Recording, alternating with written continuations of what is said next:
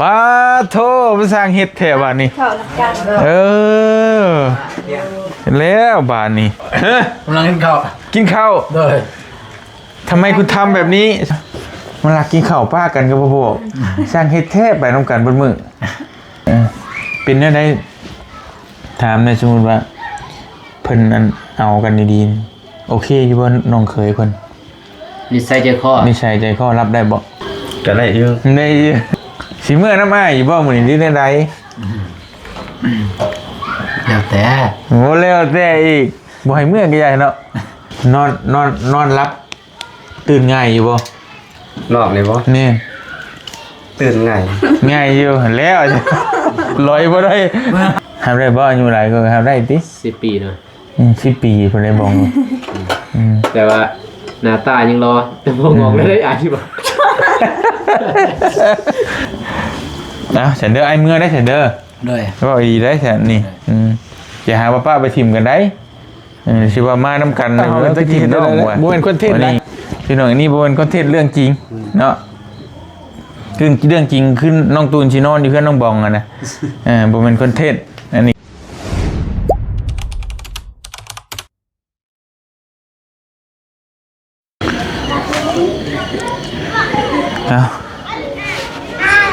กับทักทายสบายดีพ่อแม่พี่น้องเบอร์สุขุสู่คนพี่น้องเนาะบอกว่าสิอยู่ในและก็ต่างประเทศเด้อพี่น้องเอ้ยก็ยินดีต้อนรับเข้าสู่ช่องบ่อเตียงทองซาแนลคือเก่ามื้อนี้เฮาก็อยู่บ้านอาหังเมืองสาแตงแขวงเซกองคือเก่าพี่น้องเอ้ยเนาะบ่อเตียงมื้อนี้ก็ค่ำมืดตื่นตาแล้วพี่น้องเอ้ยเนาะมาตะหาน้องน้ำฝนได้กำลังสิเดินทางกลับแต่ว่าบ่เห็นบ่าวตูนพี่น้องเอ้ยก็เลยสิไปตามหาบ่าวตูนก่อนเนาะตามหาอยู่ใส่ก็บ่เห็นว่าซั่นพี่น้องเอ้ยเนาะค่ำมืดตื่นตาแล้วเพราะว่าไปน้ำกันเด้พี่น้องเอ้ยจักหายไปไสโอ้ยเนาะเฮาก็บ่ได้ไปหาบ่งอื่นไปหาถามบ่งอื่นก็บ่เห็นพี่น้องเอ้ยมีแต่มาอันเฮือนมาเบิ่งเฮือนน้องบองนี่แหละเพราะว่าคงสิบ่ไปใช่ดอกเนาะตอนนี้ความหักกำลังมาแรงนะพี่น้องเอ้ยเนาะบ่าวตูนน้องบองแต่คือสิขาดกันบ่ได้เศร้าแรงได้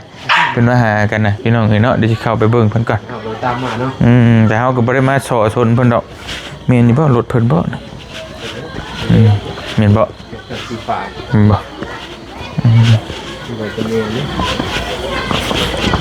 โอ้ยใส่ดิคือเงียบใส่เนาะนอนแล้วประจักษ์น้องบองเงียบเนาะบองเห็นประตูนบ่เห็นฮะเอ้ามาพี่บ่โอ้ไม่สร้างว่าแท้หนีมากก็บอกกันโอ้พากันเฮ็ดช้างกันน่ะกินข้าวอยู่ผู้มากินข้าวอยู่พี่ป้าโทไปสร้างเฮ็ดแถวบ้านนี้ข้าวนักกันแล้วบ้านนี้ไว้ว่าแท้นี่กำลังกินข้าวเลยทำไมคุณทำแบบนี้สวัสดีล่ะโอ้มากินข้าวกับลุงหรือน้องชายลุงโอ้วะก็กินข้าวก็ยังเน่โอ้ธรรมดาสวัสดีน้องสวัสดีกินข้าวกิน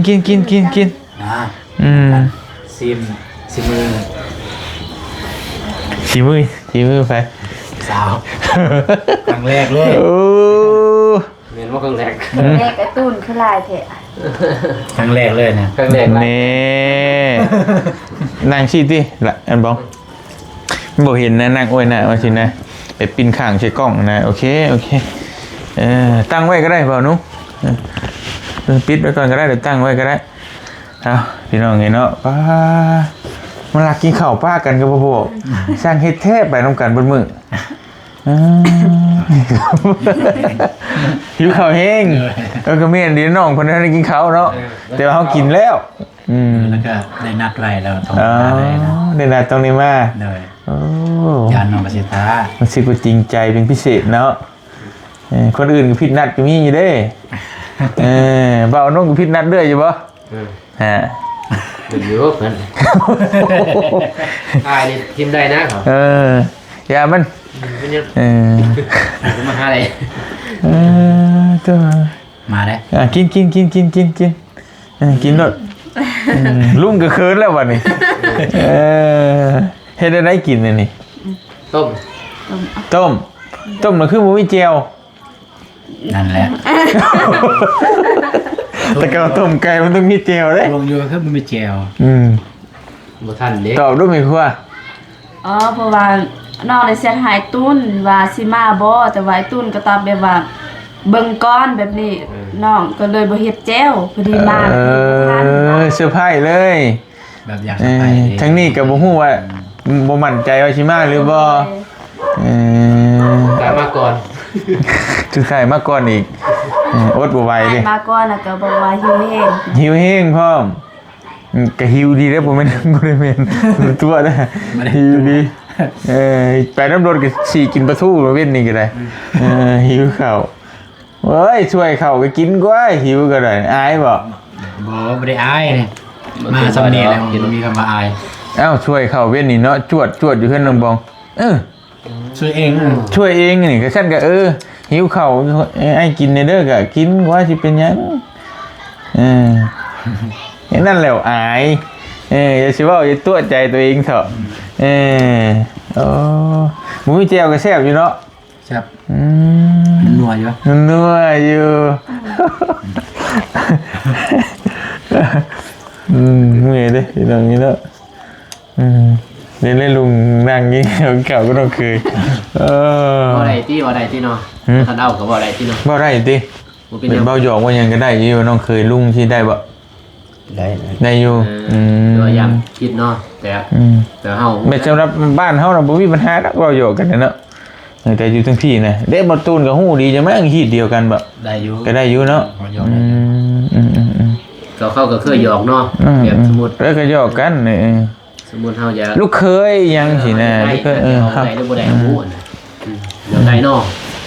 ได้ลุงก็บ่ปากเนาะเป็นคนบ่ปากเด้อลุงก็ได้ใส่ลูกนี่เด้ฮะกูสิไปเอานั่นใส่ลูกใส่แบบใดเอาทรายบ่แข็งลูกเคยหลานเคยน้องเคยน้องเคยได้เลยแข็งร้ายไปใช่เบิดสิบ่ใช่เบิดใส่มันกับใส่ลูกนะปูนมันกับใส่ลูกบ่เคยมาสาดิลุงมีตอกเนี่ยฮะลุงมีตอกแล้วอ๋อเป็นได้ได้ถามในสมมุติว่าเพิ่นอันเอากันดีๆโอเคอยู่บ่น้องเคยเพิ่นนิสัยใจคอรับได้บ่ก็บ่ได้เป็นหยังบ่ได้เป็นหยังเอาแบบจริงๆเลยนะรับได้บ่ก็ได้อยู่ได้อยู่ขึ้นอยู่กับน้องใช่บ่ขึ้นอยู่กับน้องฮักใช่บ่ไผยิงขึ้นอยู่กับไผยิงแล้วไผยิงฮักหรือบ่สินะสมมุติว่าไผยิงฮักแล้วนี่น้องบองฮักแล้วแต่ลุงนะถ้าใช้มาถามลุงถ้าถามเจ้าเป็นนายน้องบองนี่นิสัยใจคอผ่านบ่สำหรับนี่นะที่มาเป็นน้องเคยเจ้าผ่านอยู่บ่เคยเบิ่งแต่จักเดือนเฮ็ดเทื่อน้องบอง3แล้วตั้งแต่เฮ็ด3บ่3เดือนนะได้เบิ่งว่านิสัยใจคอผ่านอยู่บ่ตามเบิ่งนะผ่านอยู่บ่ล่ะวะเนาะบอกฟังกว้างอยู่บ่ผ่านอยู่เนาะพ่อแม่ไปใช่ค่ะผ่านเป็นดินแหละกินแล้วครับเป็นแล้วเดี๋ยวกำลังอยู่แล้วไปลิ้นโดยลิ้นเฮือนเอื่อยได้ใช่เอื่อยดินครัวเป็นนี้คือมากินน้ำกันกินบ่ได้กินบ่ได้บ่เมนเนี่ยเนาะไก่เป็นไก่สิโอ้แซ่บดีโลได้พี่น้องเห็นกินรสเห็นแล้วแต่ตามสภาพเจ้าเอากินอะไรกินแบบไรก็กินแบบนั้นเลยจะเป็นยังกินข้าวเนอะหิวพี่น้องก็คืนนั่นได้พี่น้องเนาะโอ้ยบอกคืนบ้านนี่ก็ข้อถูกข้อพันเวซีแล้วเป็นแท้กว่าไม่คืนกว่ามาเตียงกับหัวแท้หัวว่าอะไรพี่น้องเลยมาเตียงเอฟซีเป็นคนจนคอมเมนต์ว่ามาเตียงหัวลายชิ้นเมื่อยแล้วมันอดบ่ได้ได้เนาะอดบ่ได้เนาะ มื้อวานนี่หัวร้ายแล้วก็มื้อนี้เมื่อย เหนื่อยบ่ โด นี่ ย ก็ว่าเมื่อยกัน เมื่อยเลยไอ้ก็เมื่อยกินยาทั้งกินอีหยังเนาะเอาซื้อเกลือเลยมาส่งกินน้ำกินแบบ เขาบ่เคยบ่เนาะ มันเมื่อยนะ เดี๋ยวเคยไปบ่เนาะ บ่ฮู้ข่อยก็บ่ฮู้ว่ามันสาเหตุมันเป็นหยังแบบตั้งแต่เมื่อคืนนี่เห็นบ่ข่อยมานอนอยู่หั่นดมยาดมมันแบบว่า นอนเลย มันแบบเมื่อยแบบคือแบบเมื่อยนี่สินะแบบบ่มีสาเหตุนะ ตื่นมาก็เมื่อยเลยเมื่อนอนอยู่ห้องก็เป็นแบบวินแบบคือวินหัวนะอย่า คือ คือแบบ คล้ายๆคือความดันขึ้นว่าจังได๋บ่ ยาขยา จังว่ายันแม่น เมื่อยจนแบบขี้คร้านเว้า อ๋อจะว่าข่อยไปนั่งอยู่มันจัก ตัวบนนั้นเด้บนโดนจ้ะ บ่ข่อยบินโดนหน้าบ่พ้นเลยอ้ายไปนั่งไปทั้งหลังเขาฉีดยาขยะเด้ เว้นแต่ทางล่างนี่อยู่ทางกับแม่นบ่ได้ โอ้แม่นแล้วใช่ เพียนั่นตัวนั้นแหละ พี่ได้กิ โอ้ น ตาย อันตราย อันตรายเด้แบบนี้ กินได้เอ็มเลย กินแล้ว เดี๋ยวรอ นี่โอ้ เรากินก่อนนะบ่ บ่แม่นดอก คือก่อน กระบาบเด้อ กินแล้ว ยืนแล้วม บ่ตุนกินเรื่อยๆแล้วเพิ่นบ่อ้ายแล้ว สิเมื่อน้ำอ้ายอยู่บ่มื้อนี้ที่ใด แล้วแต่ โอ้แล้วแต่อีกบ่ให้เมื่อก็ใหญ่เนาะอืม แต่เข้าดอกนะ อืม เพิ่นก็มาหับอีกอย่างเงี้ย นอนพี่ก็ได้ติ มาไม่ดีเลย นอนพี่ก็ได้ สินอนน้ำสี แล้วแต่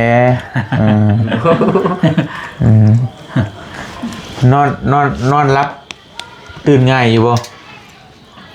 ตื่นแบบชวดหูเมืองง่ายอยู่บ่เวลาเสียงเขาแคกๆกันนะชวดหูเมืองง่ายอยู่บ่ แบบเสียงดังเกินว่าแบบ เวลาแบบ มีคนยางยัง มีคนย่างนี่ตื่นง่ายอยู่บ่ นอกเลยบ่ นี่ ตื่นไง ง่ายอยู่แล้วลอยบ่ได้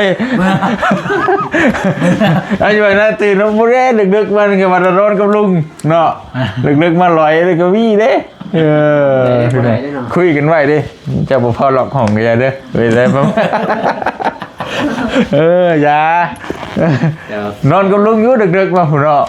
ทางนี้บ่ได้ได้พิษให้เนาะ หักพิษแล้วเนาะทั้งไข่กับพิษคือกันได้ข่อยกับพิษคือกัน พิษมัน อยู่บ้านผมเคยถ้าได้ไปรับไปนอนน้ำก็คือต้องได้เอาหั่นแหละ แต่ว่าถ้าเฮาเป็นสูตรเป็นแผ่นแล้วเขาบ่ให้นอนมัน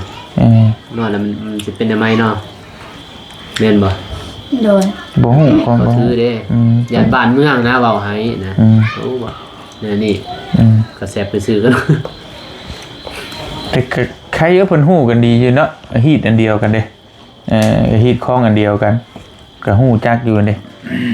แต่เฮาก็บ่ฮู้เด้เถื่อเอามาแต่บ้านไกลสมมุติมันเนาะผู้บ่าวแต่บ้านไกลมาจีบมันก็บ่ฮู้เด้เถื่อเด้แต่น้องใครอยู่ฮู้กันเลยไม่ได้ผิดไม่ได้บ่ผิด ผู้สาวได้บ่สมมุติเขามันยามย่ำนะแบบนอนแต่ว่าบ่ได้นอนนอกๆคือนะแบบนอนน้ำอายน้ำนองเนาะได้อยู่บ่ทางนี้ ได้ ได้บ่ ได้ สมมุติว่าคือผู้บ่าวมาแต่บ้านอื่น ได้ เคยมี บ่เคยบ่ บ่เคยมี ยังบ่เคยมี แบบคนมาแต่ใกล้บ่ทันมีบ่มาล่มซาวทาง ถ้าเราสมมุติมันใจร้อยนะครับได้ โอ้มานอนเพื่อนได้นั่นเนาะ ได้ มันใจร้อยแบบนี้ เอ้าร้อยแล้วคือสิเอาแหละ คือว่าสิเอาอันนั้นล่ะ ได้ เอาสามารถลิ้นชื่อนี่ยังบ่ ตัวข้าวนี่บ่ได้นะ บ่ได้มานอนน้ำเจ้านี่ก็บ่ได้บ่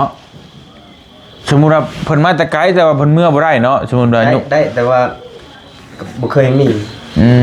ก็บ่ได้ว่าให้นอนกับผู้สาวได้แต่มานอนเฮือนนี่นะความหมายนะ ได้ ได้อยู่ติ บ่าวอยู่ใกล้นอกคือ เพราะว่าอยู่ไกลแบบมาจีบน้องบองแต่ว่าเมื่อบ่ได้เด้มันค่ำแหละแต่นอนอยู่เฮือนนี่แหละแต่บ่ได้ว่าให้นอนนํกันแล้วแต่นอนอยู่เฮือนน่ะก็ได้อยู่ติ ได้ เป็นหยัง ก็ มึงเกินไว้ซะทำเนาะ ถามเบิ่ง เป็นความรู้เรากินเด้อ กินเด้อ พอแล้ว คือไม่กินเอาไว้แซ่บ กิน แซ่บ ไม่ได้เลย กินแต่เดิมนะ กองจนนี่ โอ้เอาน้ำละมือดีป่ะน้ำตามสบาย ก็บ่ คักแนวนี้ มีหยังค่ะตามไปทุกที่ แต่ว่าเขาบริลุกหนามาเองเลย นี่ดีใช่ไหมตูนเลยแต่บอตูนดักนะ มันไปขึ้นอยู่กับตูนแล้วบัดนี้ติ โบราณว่า คุณ มัน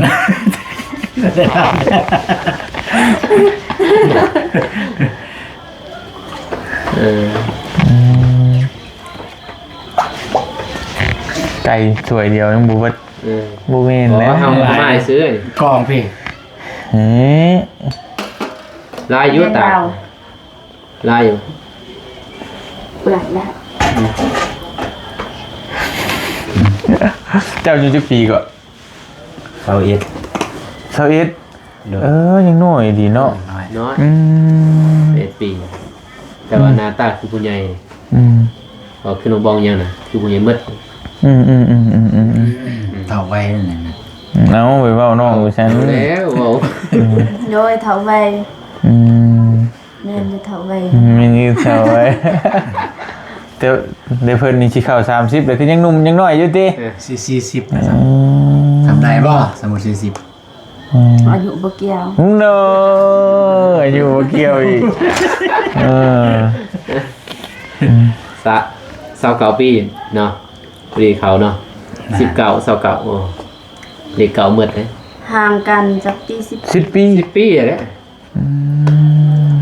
ดิมีเด็กแล้วตัวเลย ทำได้บ่ ทำได้บ่อายุหลายก็ทำได้ติ 10 ปีเนาะ 10 ปีเพิ่นได้บอกอยู่ แต่ว่าหน้าตายังรอแต่บ่งอกเลยได้อ่านที่บ่ เอออืม ไม่ก็จริงเนาะ แม่งอกเต็มจนช่วงนั้นนี่ยอม แต่ว่าน้องเพิ่นน่ะหุ่นน้อยเนาะคนตัวน้อยนะ นะเบิ่งบ่ คือแม่นคือยังบ่ทันเฒ่าอะคือยังอายุ20น้อยๆ ซาโตเองได้นะ อืม เอากับแม่นนี่ใครบอกถึงทางซาตัวเองบ่ได้เนาะมันก็เฒ่าไว้จนเฒ่าเก่าเลยปีหน้า30แม่นบ่ อืม 30หนูท่านเอาเมียนี่ ไล่ก้นได้เพิ่นได้ซั่นนี่ นำกันเลย ไอ้ลื่น2 ปี3 ปีนี่แหละ เอา 28จะหน่อยปีหน้าก็29 อืม ฮะ เดือนไหน เดือน1เดือน3 เดือน3ตอนนี้ได้เดือนนี้เนาะเดือนเดียวนี่ก็เก่าเลยยังมี2เดือน3เดือน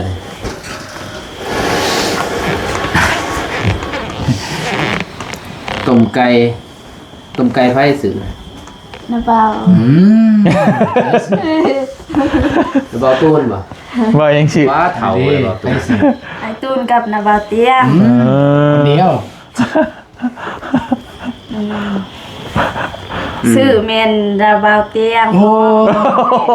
บ่แม่ อันน้องมันหูเลย ซื้อเอง เบิ่งคลิปแล้ว เน่ โอ้เห็นได้มัน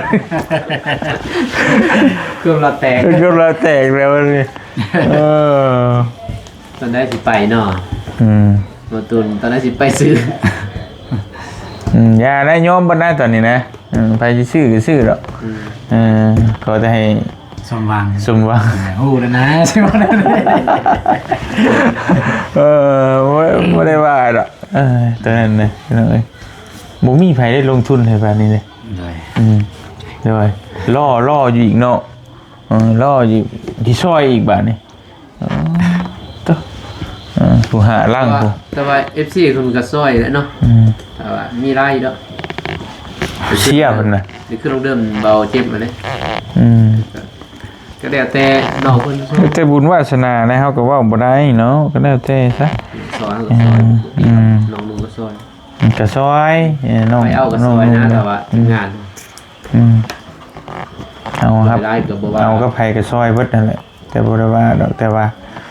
คือเราเห็นแบบน้องบองเป็นคนดีสินะเนาะ FC ก็เป็น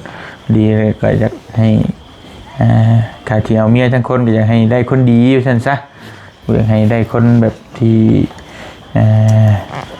ตีอย่างเดียวนะกินแต่ท่อมไม่ใช่นะ ติ มันมีลายได้เนาะ หนาวร้ายได้มันบ่เป็น บ่จักดอกตี ติ จักบ่ ตีคนเลยวะ น่าเห็นบ่ตูนยังบ่จักคนตีน่ะคิดเบิ่งจะจักบ่ ตีบ่ จัก จักนี้ นี่น้องวงยังบ่จักคนตี จักเฮ็ดคือบ่จัก ตีหรือปาร์ตี้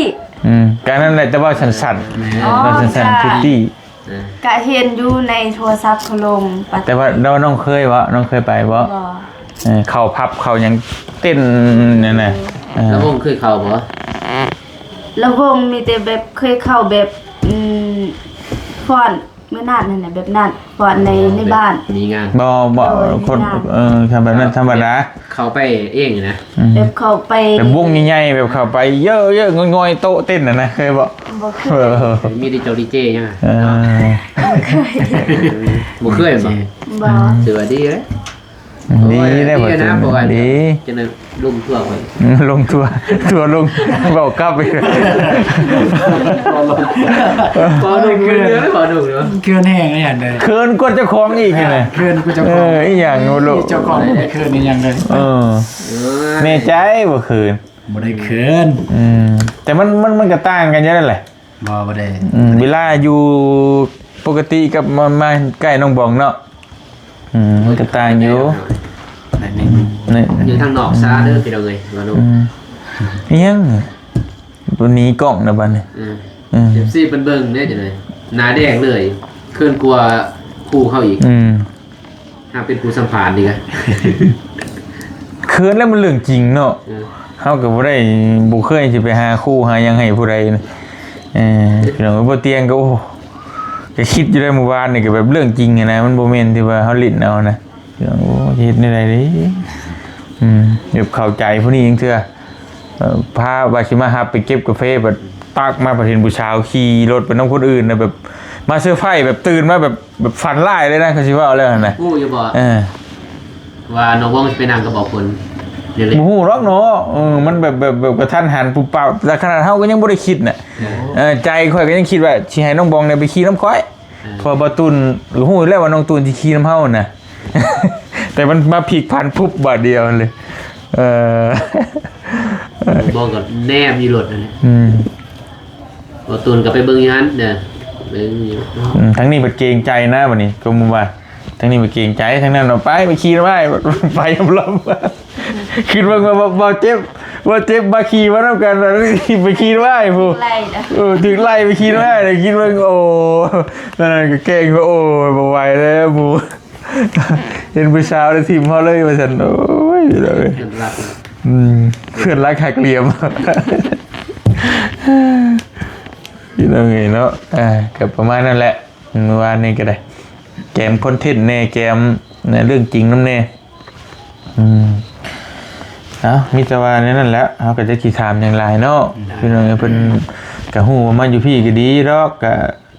ดีใจน้ำแล้วที่มันไปอยู่ที่ใดที่ดอกหิวเข่ากับบุ้งไว้ชิมาพี่มาก่อนเลยยิ้มคักกี่บ่ อิ่มแล้วนะเบิ่งวัดเนาะ จะชิมีหยังดอกเฮ็ดเปย์ๆอยู่ บ่มีดอกยังตึกสีสันนะ กระป๋อมเกินกระป๋อมอย่างกระป๋อมน้ำกินกระป๋อมเปลี่ยนสีเป็นกระป๋อมอย่าง กินหน่อยดีเนาะ เนาะกินไล่กับบ่ตุ้ยนะบ่ ปอมกล้า กระป๋อมกาวก็เปลี่ยนสี นี่ถึงเฮาผัดไม่ว่าแหละ กระป๋อมน้ ไอเจียนกระป๋อมน้ำ อึ้ง ว่ะ บ่เป็นกระป๋อมนอกบอกอึ้งอย่างนี้มักกินตอนแรง มากินตอนแรง นี่ ไอเจียนก็ไม่ได้กินข้าวลายนะแต่พอเราตุ๋ย ก็บ่หลายกินนั่นน่ะเพราะว่ากินเด้อตอน มื้อนี้ก็กินเทื่อเดียวได้เขา เดียวดิตอนเช้า อัน นี่ นี้ กิน ค่ะเทื่อเดียว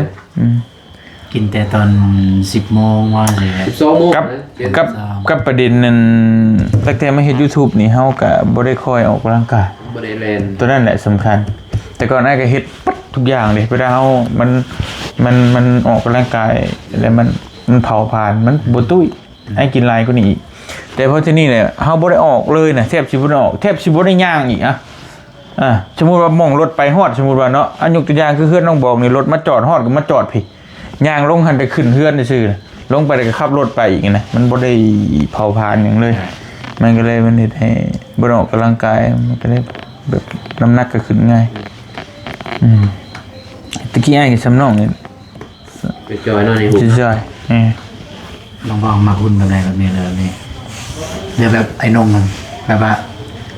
ทองสวดทองสวดนะ บ่เว้น มาแบบไหนแบบเอาความจริงเลยสเปคกันมาแบบ สเปคบ่ แมน ก็ถามแล้วสเปคก็ แบบ นอนแล้ว บ่แม่นน้องบ่แม่นสเปกก็มักแบบคนที่แบบดูแล้วสบายใจประมาณ อ๋อ นี้ บอกเรื่องหุ้นเรื่อง เรื่องหุ้น หุ้นนะ มันเป็นว่านิสัยใจคอ แบบใดก็มักหมด เบื่อ บ่เลือก ดูพี่ดีงามที่ดีเฮ็ดเวียง คล้ายๆว่าจ้อยก็ได้ เลย ตุ้ยก็ได้ เลย แต่ว่าถ้าจ้อยแล้วนิสัยบ่ดีก็บ่เอาว่านี่เนาะถ้าตุ้ยนิสัยดีก็เอาสินะ เลย วัดกันที่นิสัยนะว่าไงประมาณ นิ นั้น สัย อ่า แสดงว่านิสัยสำนีนี่โอเคแล้วเนาะ โอ้โห ลงมี ตอบปานนั้นยังสิบ่โอเคอยู่กูบ่จักเข้ามาเลยเราบอกอืม รู้สึกว่ากินน้ำลาย กินอ่ะยังก็แซ่บไปวัดซะนี่เนาะกินเด้อเบิ่งเด้อกินเบิ่งเด้อ ที่จริงเนี่ยไม่ได้แซ่บได้ตรงไก่เนี่ย อืม แต่น้ำรับมอนน้ำบองตรงเนี่ยแซ่บ กินน้ำก่อนกินน้ำกันเป็นอะไรเป็นอะไรนะ หวานจังหน่อย งอนะกับหัวเสือไปปั๊บใหม่ได้หวานๆนี่ปั๊บปรุงใหม่เนาะยังกระเซบไปฉันมีแต่สิโกตัวกลับได้พี่น้องอีบานนี้เนาะ กับเหรอ เอามึงเอาแล้วจิมันเป็นกอโคโค่เขายังอยู่นี้กลางค่ำกลางคืนเลยวันย่ามเพิ่นรับเพิ่นนอนเลยเมื่อแล้วเนาะ ตูนเลยแล้วเดี๋ยว โอ้เท่ได้ เด้อใช่ไหม ไอ้เมื่อเด้อ เด้อ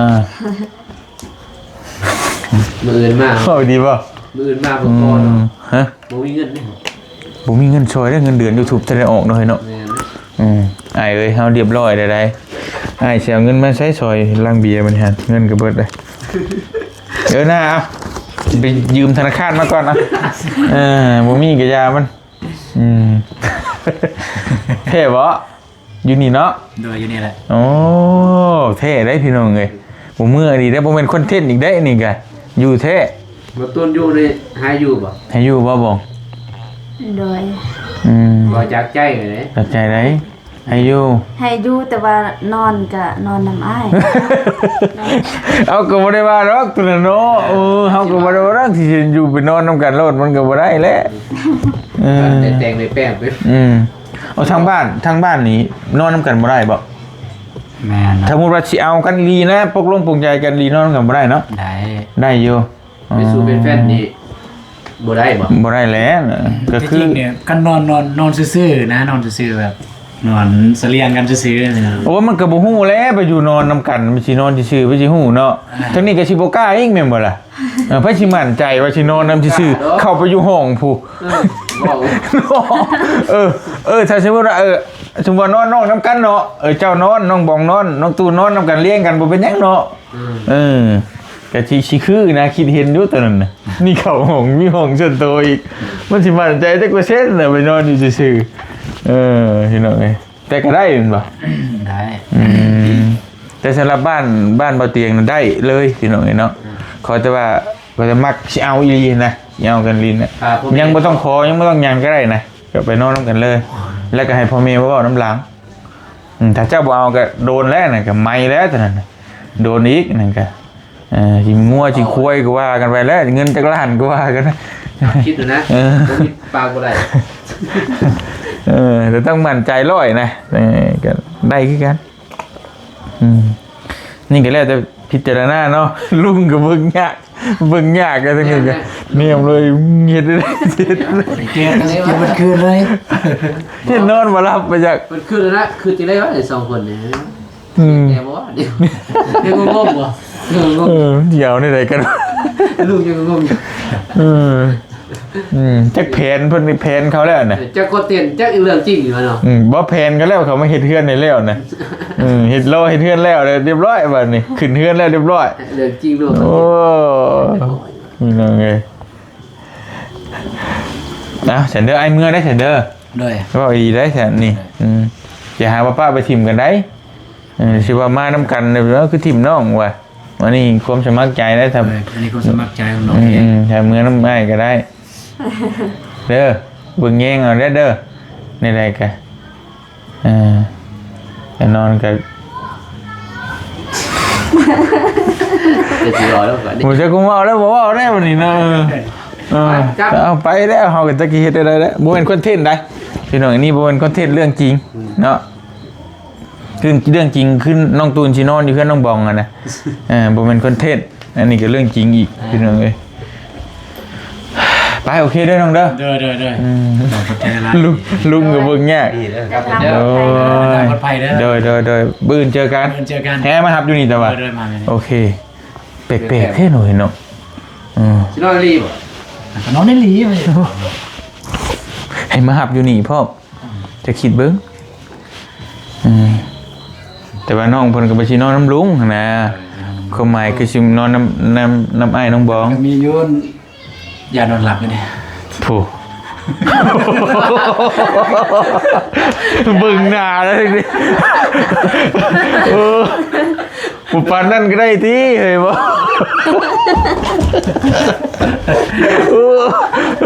เดี๋ยวยาแล้วรับไปกิน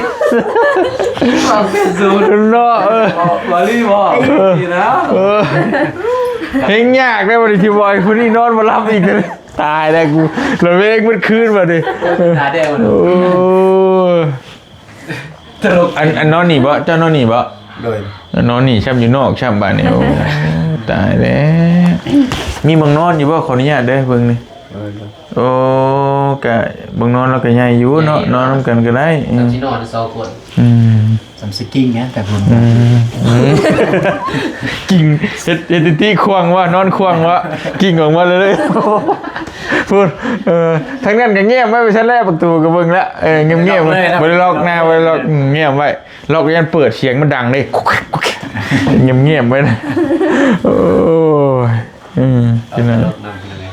เอาบ่ฮู้ยังบื้นสิเกิดขึ้นเนาะ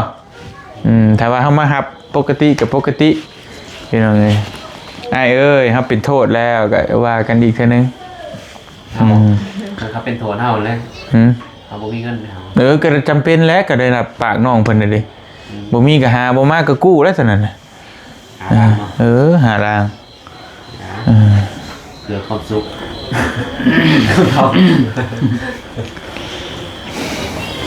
ไป โอเคแล้วจังว่ากันไป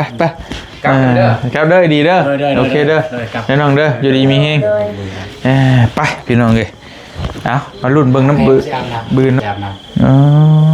อาบน้ำมั้ง นี่ Ừ. กับแท้เนี่ย เท่ดีได้น้องบองเลย ำ นั่นนี่ลี นอนได้หลีไปสิเดียวเนาะ ก็ได้อยู่แต่ว่าบ่เป็นอย่างที่ ได้ มื้อมาเบ้า นี่ก็ยังงงอยู่แล้วว่าผู้นี้สิจริงใจดีบ่หรือว่าจังใดนะไปซั่น ไปเลย เด้อตาก่อน มันบ่มันง่ายเนาะมันง่ายแม่นแล้วเนาะไปสิให้น้องบองไปจับกล้องให้เด้ไปสิมือเฮือนเพิ่นสิมารับมาหยังอีกนี่คือตื่นไปนํกันเลยบู้ยไปซั่น จังหวะนั้นเนาะ มื้อจังว่ากันพี่น้องเอ้ย ไปพี่น้องบ่เตียงก็สิขอตัวเดินทางกลับก่อนมีแต่บ่ตูนเพิ่นว่าสิพักสินอนอยู่พี่ก็เฮาก็สิกลับก่อนแต่ว่าถามเพิ่นมันบ่ผิดหีดผิดคองผิดหยังก็บ่เป็นหยังพี่น้องเอ้ยเนาะเดี๋ยวจังว่ากันโดยเดี๋ยวเพิ่นสิมื้อน้ำหลังตอนดึกตอนดื่นก็ว่ากันเพิ่นเนาะเฮาก็สิขอตัวกลับก่อนไปพักผ่อนกินข้าวกินน้ำอะไรก็มื้อนอนพักนอนผ่อนนะพี่น้องเนาะจังไดก็ขอบคุณใจขอบคุณหลายๆ FC บัดจุกุทุกคนที่ติดตามและให้กำลังใจโดยตลอดมาเนาะอยู่ดีมีแฮงบัดจุกุทุกคนเด้อพี่น้องเด้อเนาะสบายดีไปบ๊ายบาย